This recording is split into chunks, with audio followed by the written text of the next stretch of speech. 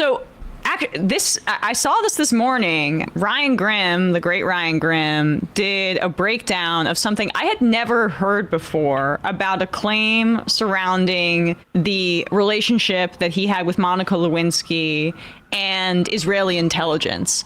Or what is intelligence and is assumed to likely be Israeli intelligence. This was incredibly compelling. Ryan, best in the business, breaking this story down. I'd love your guys' thoughts on this. Let's also take a trip down memory lane. This is crazy. The 1990s, Benjamin Netanyahu, Bill Clinton, and Monica Lewinsky. Stick around for this one. So in a scandal that has been largely lost to contemporary memory, Israeli Prime Minister Benjamin Netanyahu was alleged to have blackmailed then-President Bill Clinton by revealing to him that Israel had collected tapes of phone sex calls between the 42nd president and White House intern Monica Lewinsky. The story is worth revisiting amid allegations that Jeffrey Epstein was involved in a long-running Israeli blackmail operation of his own.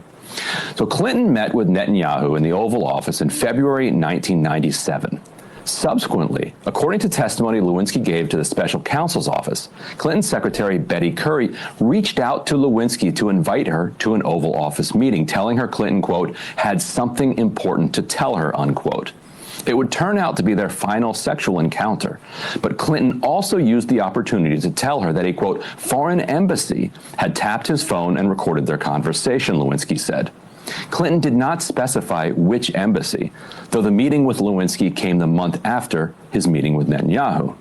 The special prosecutor's report was far more concerned with Lewinsky's claim of the sexual encounter that day because it contradicted Clinton's claim that they had had only one encounter that year than they were with the fact that a foreign government was spying on the president and letting him know about it. The prosecutor was also interested in Clinton's response, namely that he proposed cover stories. I just want to sit with that for a second.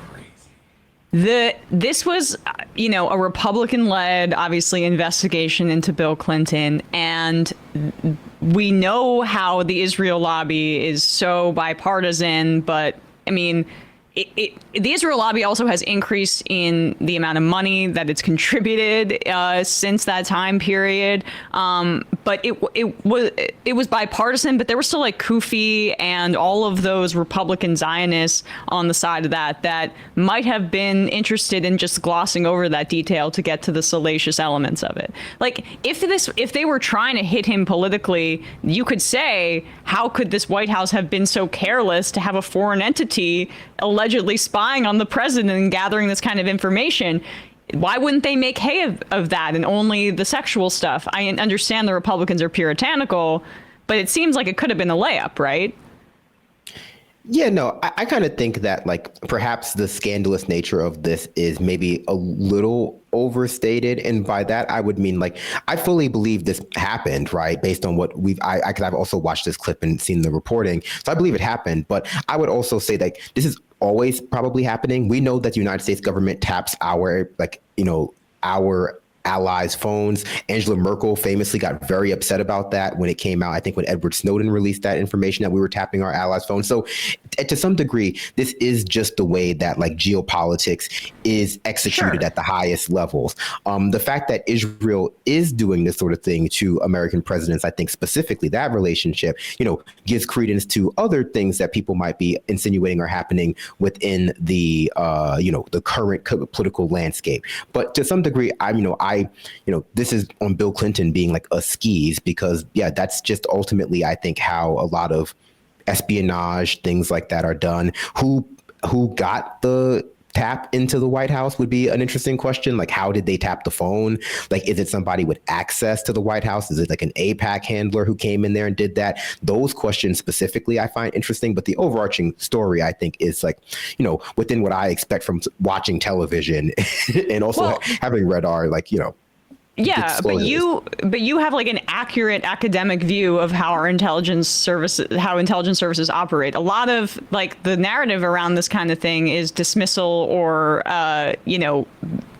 basically burying it. And the reason I find it fascinating is just like that would answer a ton of questions about the Epstein stuff, including, most critically in my view, the 2007 non-prosecution agreement that made it so that, one, he had this insanely cushy prison sentence or jail sentence in Palm Beach where he could leave during the day for 12 hours a day and was still jet setting. And there were and then also protecting his co-conspirators in the non-prosecution agreement from further prosecution. I've never heard of anything like that, and that's that's why this could make sense. Yeah. No, definitely. So I think that there's no such thing as too much blackmail, right? Right. And I think what we have understood, what we can say that has been insinuated by the incredibly weird and clumsy way the Trump administration has chosen to handle this and chosen to engage in just like outright denialism as opposed to just like feeding some random like D-list celebrities. I keep saying it, some like random rich old Swiss banker to like the wolves, to the media, is that there are a lot of people tied up in this thing and you don't want people like pulling these strings. Like, so when it comes to the blackmail, why would Israel, for example, let's say, want separate blackmail than the blackmail they already had if Epstein's thing worked? It is for leverage to prevent the Epstein thing from coming out, but also to have like blackmail that's discrete from the larger, like, in this analysis, you would want to have blackmail that is discrete from the larger like blackmail ring that is going on with Epstein that you may or may not be involved with, so that like you're able to like effectively leverage this separate blackmail without exposing the larger ring, but you still have control over other people. So in some ways you might even use the compromise, like the blackmail that's already on, let's say for example Clinton in this scenario, to get someone closer to Clinton to plant this tap in order to garner some other information. It might be all connected. But tap could have been on Monica, Brandon. Yeah, Tap could have been on Monica, which would have been easy if someone close to Clinton was aware that he was having an affair with her. But can we listen to a little bit more of Ryan, and then I want to hear what Durbin had to say. Yeah. Got it. The prosecutor was also interested in Clinton's response, namely that he proposed cover stories. These are cover stories that the two could employ if they were confronted with the tapes. Clinton suggested the pair say they knew they were under surveillance and the phone sex was a, quote, put on for whoever was listening. That's an awfully flimsy idea, but look, he was guilty. The man did not have much to work with. Now in April, Netanyahu and Clinton met again for a, quote, private visit. On a Saturday then in May 1997, Clinton again had Curry invite Lewinsky to the White House. During that visit, he broke up with her, Lewinsky testified. The next fall, so this is fall of 1998, Clinton hosted Netanyahu and Palestinian leader Yasser Arafat for a summit at Wye River, Maryland. Toward the end of the summit, at 7 a.m., after a long night of final negotiations and handshakes, Netanyahu approached Clinton privately to demand the release of convicted Israeli spy Jonathan Pollard, long a cause célèbre of the Israeli far right. That's according to reporting at the time from the New York Times. Now, Netanyahu brought up the sex tapes in the context of the Pollard demand, according to subsequent reporting by Washington Examiner editor Daniel Harper in his book, Clinton, Inc., The Audacious Rebuilding of a Political Machine. He writes, quote, not wanting to directly threaten the powerful American president, a crucial Israeli ally, Clinton was told that the Israeli government had thrown the tapes away, but the very mention of them was enough to constitute a form of blackmail. Halpern reported. The talks almost broke down as CIA chief George Tenet told Clinton he would resign on the spot if Clinton agreed to the terms. So instead, Clinton agreed to, quote, review Pollard's case. He did not release him. Pollard was eventually freed in 2015 under the Obama administration. Now, on the last day of his first term, Trump pardoned Pollard's handler. Back in Israel, Pollard is now an outspoken supporter of extremist National Security Minister Itamar Ben-Gvir, and has called for the full ethnic cleansing of Gaza. I don't know, Emily, what do you think? All right. What did Netanyahu tell Bill Clinton? I think it's just well laid out there, because this is not to relitigate again the Lewinsky stuff, but it would be something that's relevant to today, given the very clumsy cover-up right now by Donald Trump and the reporting from the Wall Street Journal that he was told by Pam Bondi in May that he's in the Epstein files. And then you have things like this, Dick Durbin, who's looking into like the financial side of, or was it Durbin who was looking into the finances? I'm not exactly sure. So, that was the Iowa guy. Oh, Wyden. It was no, it's Oregon. Ron Wyden, right? Oregon? He's out west, I think Oregon, yeah. Gosh, I want to make sure because it's Oregon.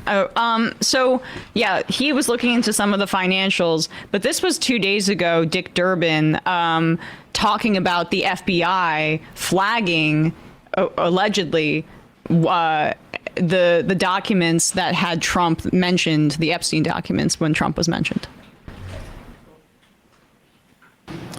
We were contacted by a highly credible whistleblower describing Attorney General's pressure on FBI to quickly review and produce more Epstein documents as promised.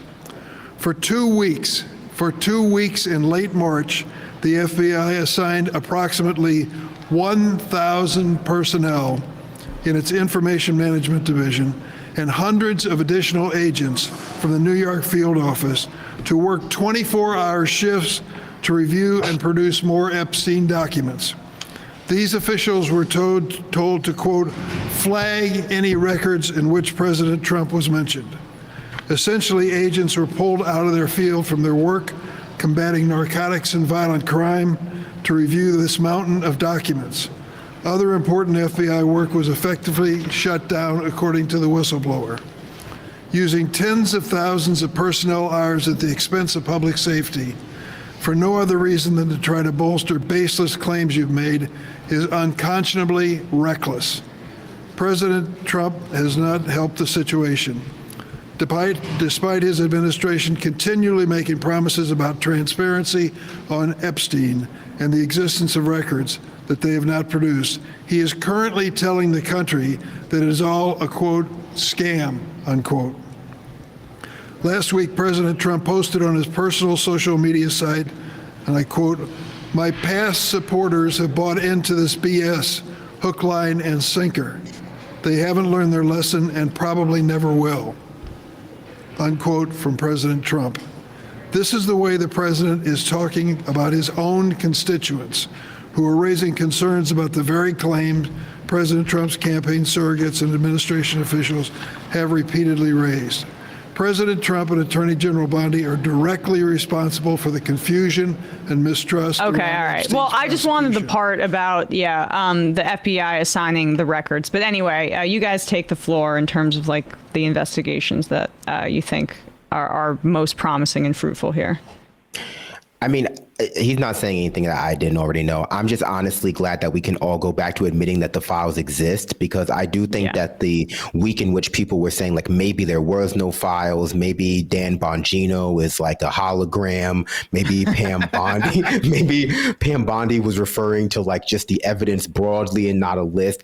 A lot of people embarrassed themselves, like gaslighting themselves publicly on stream, trying to like convince themselves that like everything that we had known or been told up until this point, even by the people who were now telling us something different, was just like a mass delusion that we were all engaged in. And from the beginning, I just felt like, considering like what we had known up until that point had been, if not like specific, pretty like, the shape of it was pretty well known. Like there seemed to be some sort of larger criminal financial empire that was being covered up or in complement to like a child sex trafficking ring. Like their like rebuttal was that's not the case. Right. And that just didn't pass the smell test. I don't think they like presented any evidence that, elevated that beyond some kind of like fringe theory.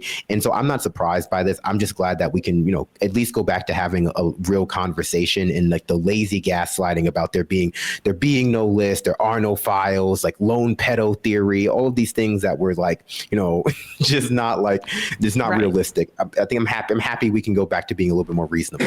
Hey folks, don't forget to hit the subscribe button and check out our daily show. We do it every day at 12 p.m. Eastern for about 2.5 hours. We even take phone calls. You should check that out.